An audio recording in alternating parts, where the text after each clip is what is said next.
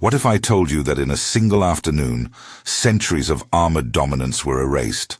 Not by kings, not by elite cavalry, but by farmers with bows.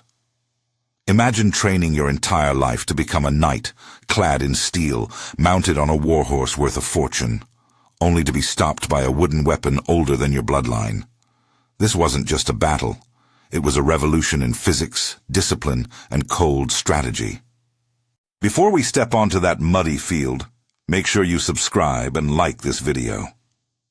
If you're fascinated by epic turning points in history, moments when the powerful suddenly become vulnerable, you're going to want to stay until the end. Because what happened that day changed warfare forever. Now tell me in the comments, do you think technology wins wars, or tactics? If you had been a knight that day, would you have charged anyway? I want to know what you think before we continue. August 26th, 1346. A grey sky, a tired English army perched on a muddy rise, and a storm that turned the fate of Europe into a physics problem. Above them, the clouds opened and the battlefield filled with the sound of wood against the air. Arrows did not simply fall, they came in sheets, they came in curtains, a steady, drowning noise that turned horses into targets and steel into a heavy, useless shell. By the time the sun, or what passed for daylight that afternoon, reappeared, the old order of battlefield prestige had been shattered. The question that matters is blunt and immediate. How did peasant archers, bows of yew and sinew, reduce the armored might of medieval knights to walking corpses in the mud? To answer that, we have to place ourselves 378 years into the past and look at what led to this clash. Edward III of England had been conducting a chevauchée, purposefully destructive raids across northern France, when a large French army moved to intercept him. Contemporary chroniclers report numbers with the flourish they like. English forces put at around 9,000. French banners and nobles assembled as a multitude. Some accounts speak of 30,000 or more. Numbers here are best read as impression as much as statistic. A compact, disciplined force facing the military aristocracy of Western Europe. An army heavy on mounted nobility who expected honor, ransom, and triumph. The French response carried all the assumptions of a martial aristocracy: shock, massed cavalry charges, personal valor. The English, by contrast, had made a very different choice. Edward dismounted many of his knights. He ordered ditches dug, sharpened stakes planted at the front, and placed his archers in coordinated lines on the slope, where they could command approaching ground. The decision to dismount was a deliberate break with chivalric theatre, a choice to trade ceremonial glory for survival and tactical advantage. That break matters to the title of this story. Knights were not defeated because they were arrogant or cowardly. They were defeated because one afternoon exposed the practical vulnerabilities of mounted shock warfare when it collided with concentrated, disciplined missile fire and carefully prepared terrain. The rain was one element. Tactics and technology were the others. Together they created a force multiplier that reduced heavy cavalry to an anachronism on that field. If you like deep history breakdowns, hit subscribe and stick around. To see why, we need to understand the tools and the men who used them. The longbow was not a quaint implement held by amateurs. It was a weapon that demanded lifelong conditioning. Imagine a 6-foot stave of yew, a grip carved from the midsection, bent and drawn by a back and shoulders, hardened from years of practice. Contemporary law reinforced that practice. In many English shires, statutes mandated regular archery practice for free men because the Crown wanted a pool of reliable missile troops. Over years, decades, the bodies of these shooters adapted. Accounts from later periods describe misshapen ribs and shoulders, signs of repeated strain, not cosmetic deformity, but the physical mark of professional use. Mechanically, the longbow offered 3 essential advantages. First, rate of fire. A practiced archer could loose arrow after arrow with frightening speed. Modern reconstructions and period reports suggest figures around 10 to 12 arrows a minute in practiced hands. Second, range and punch.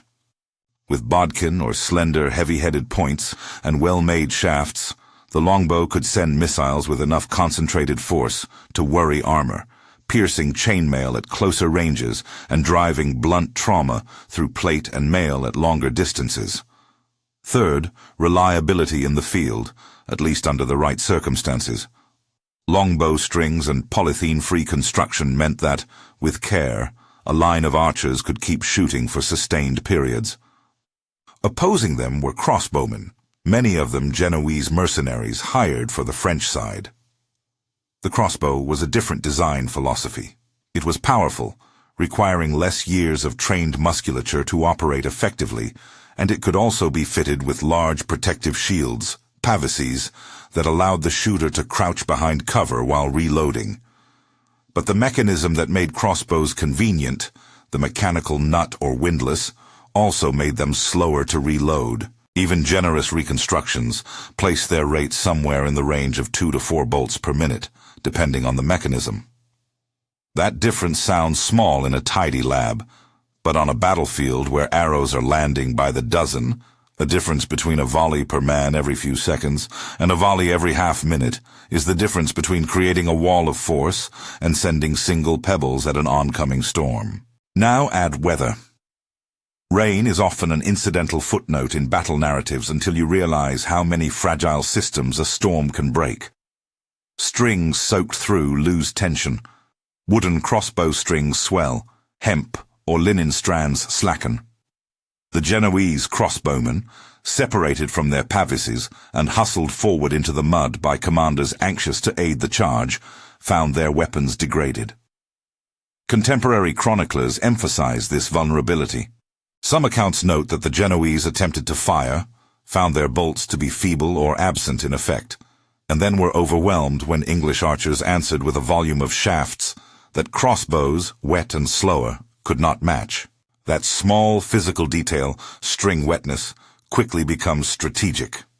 One group of missile troops could sustain a dense curtain of fire, the other could not. The consequence was immediate and savage.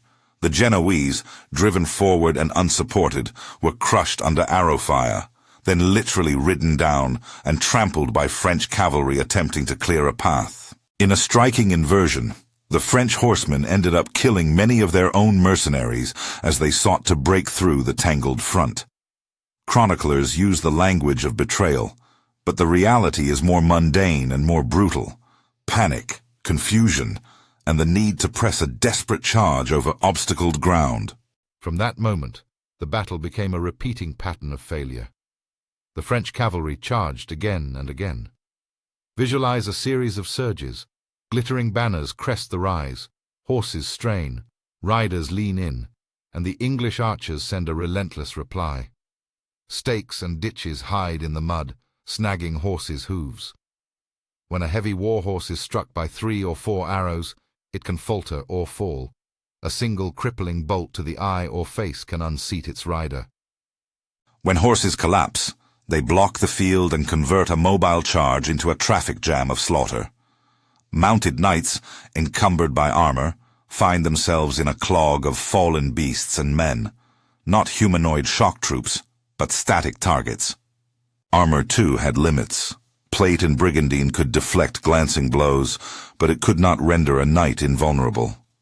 Joints, the armpits, the groin, the visor slit, the gap between cuisses and greaves, were practical points of movement that could be exploited.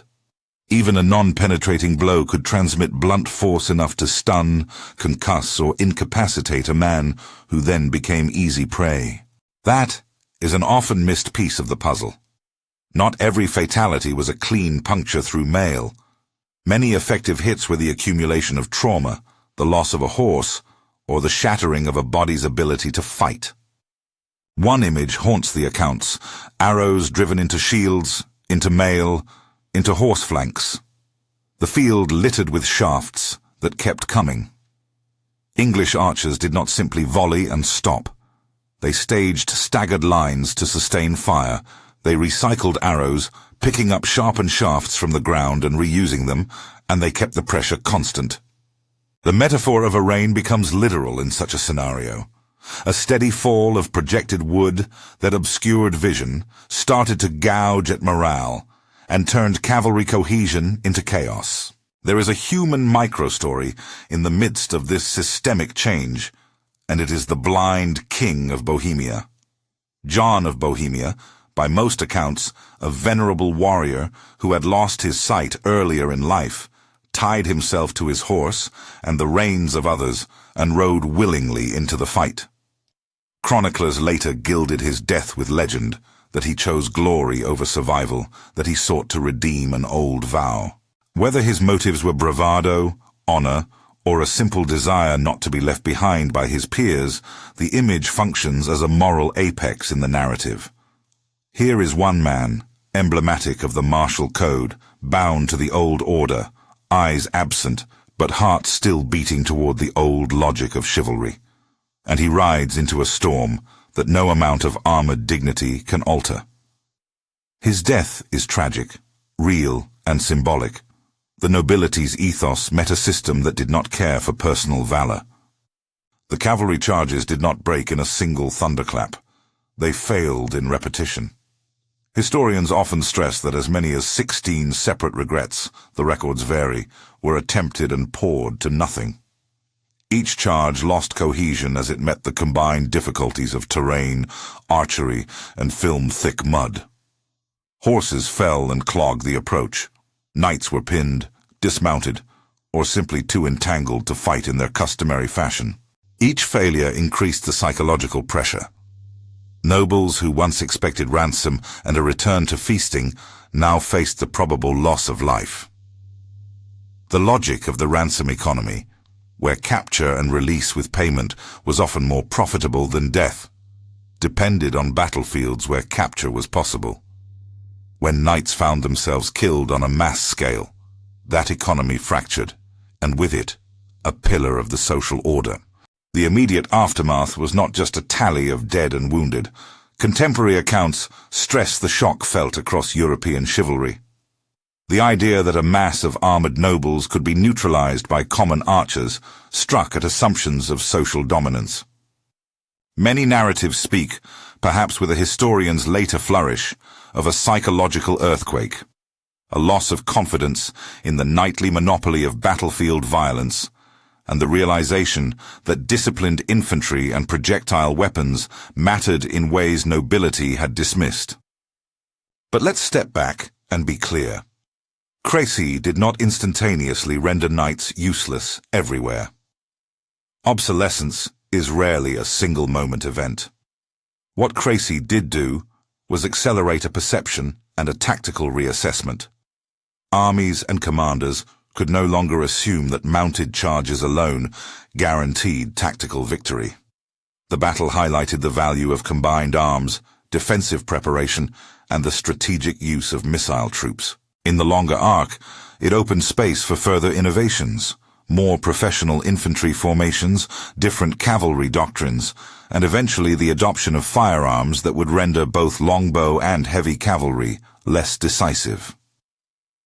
The longbow's dominance had its own expiration date once gunpowder weapons became more practical, but for a few generations it was a great equalizer, power that democratized battlefield lethality and gave disciplined, trained commoners a decisive role.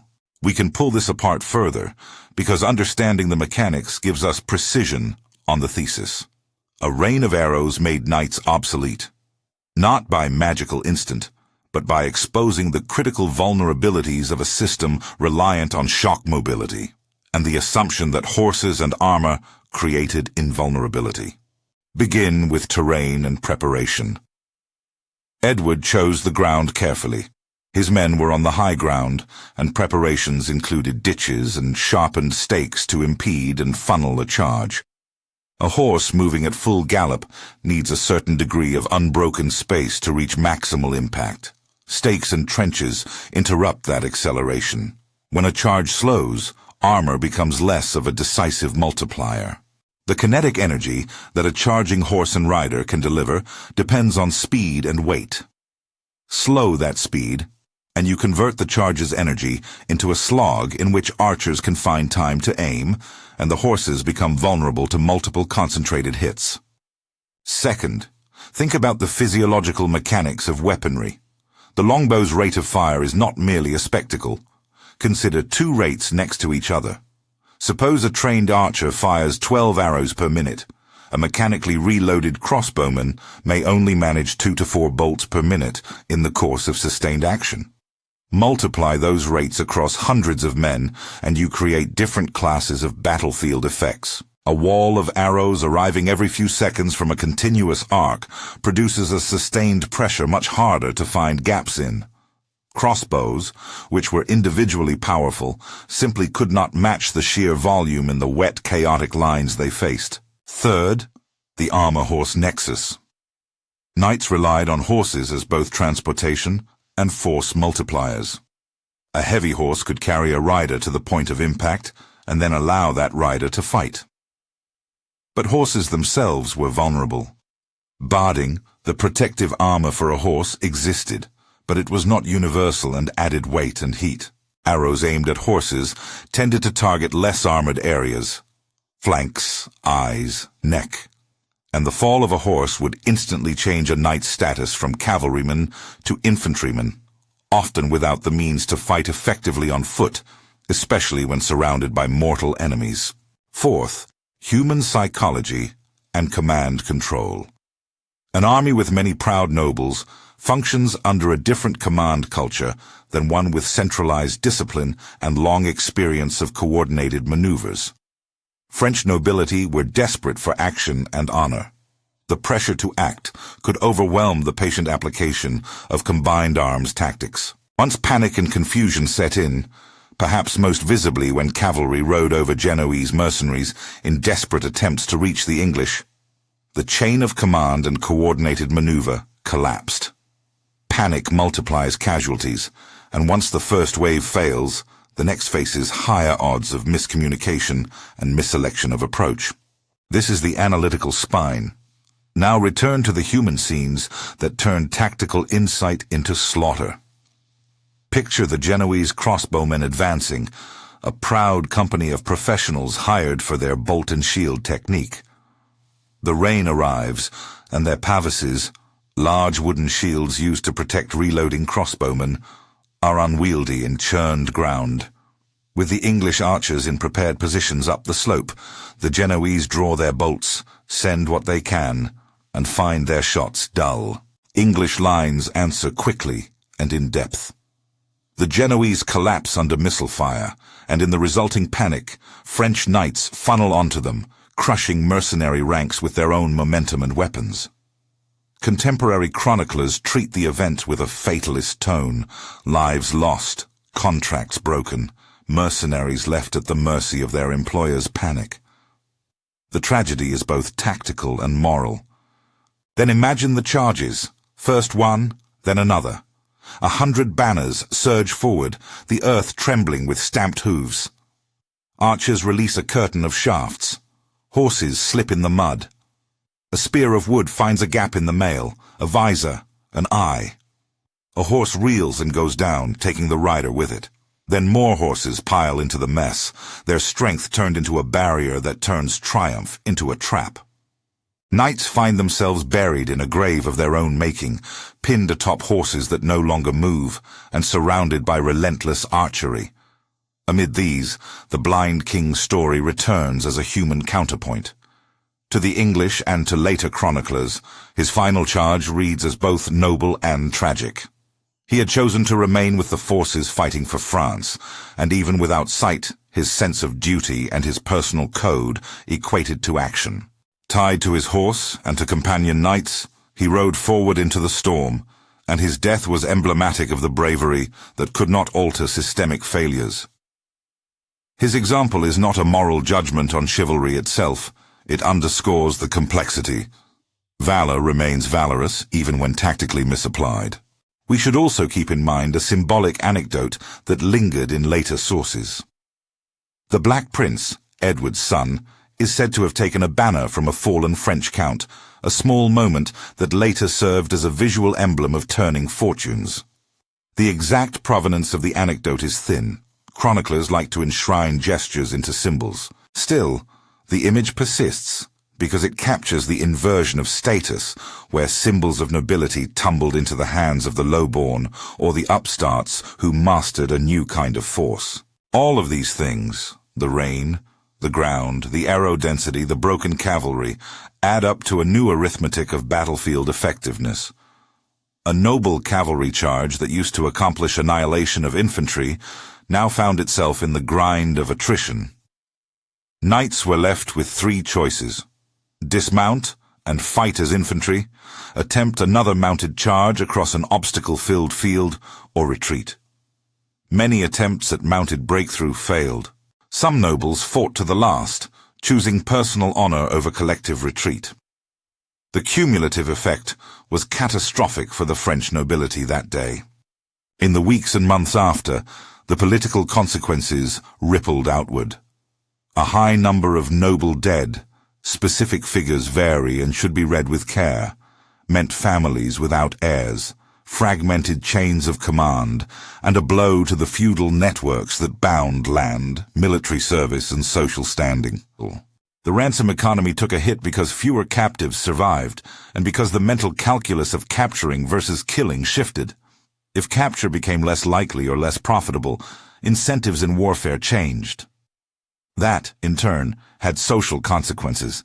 Houses impoverished by lost heirs or devastated by the absence of key vassals could not maintain the same power. The immediate effect was destabilization in certain regions and a re-evaluation of how wars were fought. Longer term, the tactical message spread. Commanders saw that disciplined infantry with missiles, longbowmen, but later crossbow formations and eventually firearms could contest and sometimes dominate heavy cavalry on certain terrain. Some militaries adapted by integrating more missile troops, improving the coordination between infantry and cavalry, and by learning how to operate in defensive formations that minimized cavalry advantages. Yet adaptation is messy. Chivalry, social prestige, and the economics of medieval politics did not vanish overnight. Knights remained a social and cultural force for generations, but their battlefield monopoly was compromised. For an era, the longbow rose to be the emblem of that compromise, an instrument that transferred power upward from the social elite into organized, trained groups of common men. And then came the larger irony. The longbow's effectiveness itself had a lifespan. Gunpowder weapons, which at first were crude and awkward, matured over centuries. Firearms required less training time than the longbow and eventually delivered penetrating power that made traditional armor impractical. The longbow thus occupies an intermediate historical place, a democratizing technology that undercut mounted nobility for a few centuries, only to be overtaken later by another democratizing force, gunpowder, that closed the chapter on both knights' battlefield supremacy and on the longbow's dominance. When historians today look back at Crécy, many describe it as a turning point amplified by contingency and technology. It was not a singular end to knighthood, but a catalytic event that highlighted vulnerabilities and accelerated trends already present in medieval warfare. Chroniclers, writing close to the event, often used grand terms: fields of dead princes, the end of an era, but modern historians apply nuance. Battles like Crécy exposed a weakness in a tactical system that required mobility and intact horses to function. When mobility is denied and concentrated missile fire becomes sustainable, cavalry loses its most decisive edge. One critical caution in making the argument explicit: sources are noisy. Medieval chroniclers loved drama. Numbers are often inflated, names corrupted in retellings, and cause and effect sometimes served a rhetorical purpose. For example, the name Philip appears in many accounts. Historians align him with Philip VI of France, but some copies and translations garble regional names and details. Likewise, the Genoese mercenaries are consistently identified as crossbowmen in many sources, but the specifics of their deployment, exact formations, precise equipment states, are partially reconstructed. These uncertainties do not erase the overall causal thread, but they do remind us to frame assertions with humility. Chroniclers report, modern scholars interpret, and the physical evidence of tactics lines up with the narrative of missile dominance under particular environmental and tactical conditions. With that caveat in mind, step back and consider the causal narrative as a whole. A prepared defensive posture, disciplined longbowmen able to maintain a high rate of fire, a rainstorm that degraded opposing missile weapons, terrain-shaping obstacles, and the psychological pressure and social incentives driving repeated cavalry charges combined to produce an event that, more than any single factor, made mounted knights tactically obsolete. At least on the battlefield that day. The rain of arrows did not simply remove armor. It removed the essential component that made countless armored nobles effective, their horses and the open ground to use them. What made the effect durable was not just the immediate bloodletting, but the shift in confidence and doctrine. Armies increasingly considered that heavy cavalry could be checked by prepared infantry and missile troops. Commanders started to value combined arms in ways they had previously disregarded or only half employed. That tactical change would ripple forward. It altered heavy cavalry deployment, transformed recruitment and training priorities, and contributed, in the long sweep, to the eventual rise of infantry-dominated battlefields. There is also a moral and social subtext here worth noting. Technology and discipline can overturn hierarchies. The longbow required hard work, steady regulation, and social backing to produce effective troops. It thus represented a collective power, not rooted in noble birth, but in practice and law. That redistribution of battlefield power had consequences that went beyond military rhetoric. It reshaped social assumptions about who could be decisive in war and by what means. The human cost and the theatricality of the images should not be missed. Men died with arrows protruding from their bodies, horses floundered and screamed, banners drooped in the mud, and a generation of nobles vanished from the political landscape. Yet the story also carries ambiguity. Courage did not disappear. Chivalry did not immediately die. But the battlefield had changed in ways that could no longer be ignored, so return to the opening line and draw the threads together. A literal rain of arrows, sustained, concentrated, and supported by deliberate terrain preparation and disciplined command, made mounted shock warfare ineffective in practice that day. That reality, more than legend, marks the obsolescence suggested in the title. Crecy did not cause the immediate fall of knights as a social class. Rather, it punctured the military assumption that mounted nobility would always be decisive. It forced a new calculus that favored combined arms, coordination, and eventually further technological innovations that would continue to democratize killing power. If there is a final image, it is both small and telling. A field where bright pennons, the colors of counts and dukes, lay tangled in mud, where the peasant archer who had trained for years picked up an enemy banner or a trophy, and where commanders on both sides recalculated the possibilities of war. History rarely changes because one person decides differently. More often it changes because systems meet a new constraint and cannot adapt quickly enough. On that hill in August of 1346, rain exposed those constraints, and arrows made the lesson unforgettable. If you want more on medieval warfare and the weapons that changed the world, watch the playlist on why the longbow died to gunpowder and follow along for deeper looks at those transitions.